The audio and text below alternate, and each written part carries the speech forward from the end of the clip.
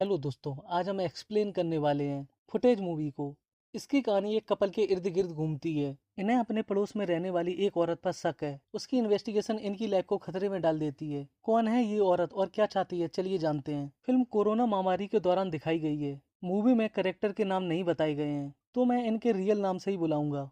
गायत्री और Vishakh live in में रहते हैं। दोनों अपने अपने कैमरे से सुनसान और भूतिया जगहों के रहस्यों को उजागर करने के लिए रिकॉर्डिंग करके अपने यूट्यूब चैनल पर डालते हैं। सबसे पहले विशाख की वीडियो रिकॉर्डिंग को दिखाया जाता है। विशाख अपने पड़ोसियों के घर में ताक झाक कर रहा है। थोड़ी देर बाद विशाख गायत्री के साथ इंटीमेट हो जाता है। अगले दिन वो लोग ब्लॉग बनाने के लिए निकल जाते हैं और रास्ते में एक चाय की दुकान पर रुकते हैं। गायत्री कहती है, लगता है आज बाबा का मूड ठीक नहीं है, और दादी भी कहीं दिख नहीं रही हैं। तभी रास्ते में गायत्री विशाख से कहती है, हमारी कामवाली बता रही थी अपनी बिल्डिंग में रहने वाली डॉक्टर मंजू एक रेप विक्टिम लड़की का इलाज कर रही थी। बहुत हंगामा हुआ उस रेप केस में, लेकिन रेपिस्ट जेल से छूट गया। फिर 2 महीने बाद उस लड़की ने सुसाइड कर ली। उस दिन से मंजू ने आज तक किसी से बात नहीं की। उसके बाद वो लोग एक घर में पहुंचकर आंटी को आवाज लगाते हैं। तभी एक आदमी उन्हें बताता है वो आंटी 2 महीने पहले ही मर चुकी हैं। फिर विशाख गायत्री से कहता है, हम जिन लोगों से भी मिले थे अब उनमें से कोई भी जिंदा नहीं है। गायत्री कहती है, हाँ यार, कितने लोग कोरोना से मर गए हैं, हम लोग भी तो बाल बाल बचे हैं। फिर उसी रात वो लोग एक झोपड़ी में रुकते हैं। गायत्री रिकॉर्डिंग करते हुए बताती है अपने बचे हुए शूट को फिर से रिकॉर्ड करने के लिए इस घर में बहुत महीनों बाद आए हैं। यही वो घर है जहाँ आधी रात को किसी के रोने की आवाज सुनाई देती है। अब देखते हैं आगे क्या होता है। घर आकर विशाख अपने ब्लॉग की एडिटिंग करता है। इसके बाद वो लोग फिर से इंटीमेट हो जाते हैं। थोड़ी देर बाद उन्हें लिफ्ट की आवाज सुनाई देती है। गायत्री बालकनी में झांककर देखती है डॉक्टर मंजू एक सूटकेस को घसीटकर ले जा रही है। वो लोग उसके पीछे पीछे पार्किंग में जाते हैं। मंजू सूटकेस को अपनी गाड़ी में रखकर वहां से चली जाती है। वो दोनों उसके पीछे पीछे जंगल पहुंच जाते हैं। विशाख कहता है, हम लोग अलग अलग जाकर देखेंगे और 10 मिनट बाद यहीं आकर मिलते हैं। थोड़ी देर बाद मंजू एक लड़की को धक्का मारकर अपनी गाड़ी में बैठाती है और फिर वहां से चली जाती है। सुबह होते ही विशाख देखता है मंजू उस लड़की को नाव में बैठाकर नदी के दूसरी तरफ ले जाती है। विशाख अपनी जैकेट को वहीं उतार कर लकड़ी के सहारे नदी की दूसरी तरफ पहुंच जाता है, जहां उसे एक टूटी शिप दिखाई देती है। उस शिप में एक लड़की बंधी हुई है। विशाख उसके पास जाता है। लड़की उससे कहती है, मुझसे गलती हो गई है, मुझे जाने दो। विशाख उसे खोलकर अपने साथ वहां से भगा लाता है, लेकिन मंजू उसे देख लेती है और उन लोगों के पीछे पीछे जाकर उन्हें बुरी तरह से पीटती है। विशाख के ब्लॉग की रिकॉर्डिंग यहीं खत्म हो जाती है। अब गायत्री के ब्लॉग को दिखाया जाता है, जिसमें कुछ सीन विशाख के वीडियो से पहले शूट किए गए थे। वो अपने ब्लॉग में बताती है, विशाख को पता नहीं कैसे मुझसे प्यार हो गया, लेकिन मैं सबसे ज्यादा खुद से प्यार करती थी, पर अब खुद से ज्यादा विशाख से प्यार हो गया है।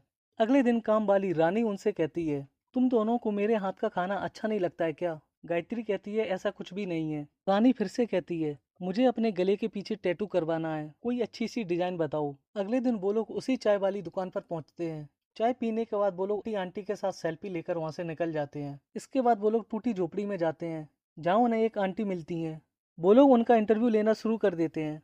गायत्री कहती है, लोगों का मानना है उस टूटे घर में एक रोते हुए बच्चे की आवाज आती है। आंटी उन्हें बताती है उस घर में एक लड़की रहती थी। शादी के बाद उसे एक बच्ची हुई, लेकिन ना तो वो लड़की ठीक से सो पा रही थी और ना ही अपनी बच्ची की देखभाल सही से कर पा रही थी। नामकरण वाले दिन उसने अपनी बच्ची का गला दबा दिया। इसके बाद वो पागल हो गई। फिर बच्ची को मारने के पछतावे में उसने सुसाइड कर ली, लेकिन मैंने आज तक रोने की आवाज़ नहीं सुनी। फिर वो लोग वहाँ से चले जाते हैं और रास्ते में गायत्री को मैसेज आता है, कोरोना की वजह से देश में लॉकडाउन लग गया है। घर आकर विशाख रानी को फोन करके कहता है, लॉकडाउन लग गया है, इसलिए हमारी सोसाइटी में बाहर वाले को आने नहीं दे रहे हैं। थोड़ी देर बाद वो लोग इंटीमेट हो जाते हैं। कुछ महीनों बाद लॉकडाउन खुल जाता है। रानी खाना बनाकर पर्चियों के कुछ टुकड़े डस्टबिन में डाल देती है। गायत्री पूछती है, ये पर्चियाँ कैसी हैं?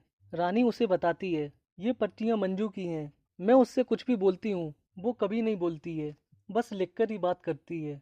आंटी के जाने के बाद गायत्री विशाख को पर्ची दिखाते हुए कहती है, आखिर ये औरत कौन है जो अपनी कामवाली से भी बात नहीं करती है? मैं तो पता लगाकर ही रहूंगी।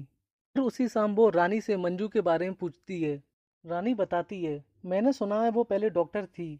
वो अकेले रहती है, लेकिन खाती 2 लोगों के जितना है। कभी कभी मुझे लगता है उसके साथ कोई और भी रहता है। अगले सीन में गायत्री विशाख से कहती है, मुझे लगता है मंजू कुछ छुपा रही है, हमें उसके फ्लैट में जाकर देखना चाहिए।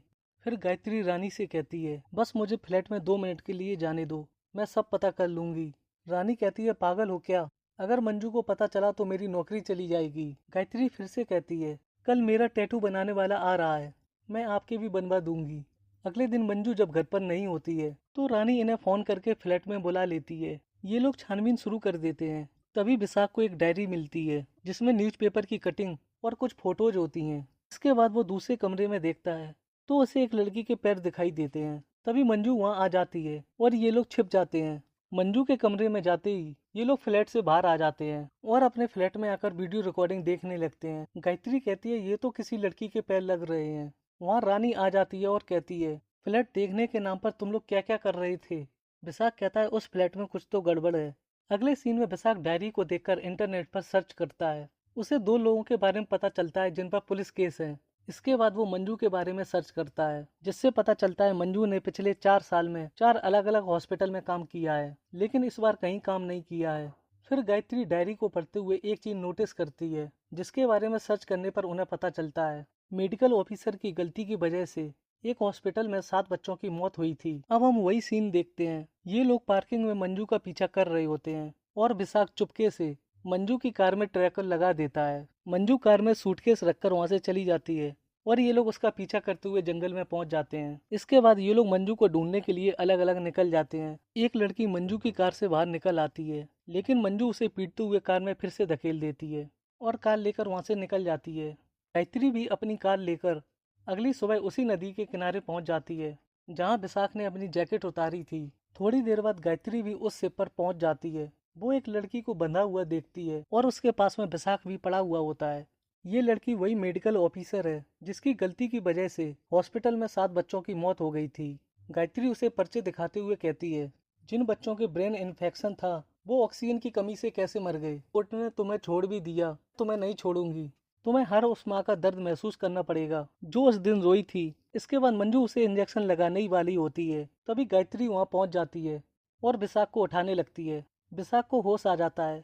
मंजू उन लोगों को बुरी तरह से पीटती है और उस लड़की के इंजेक्शन लगा देती है।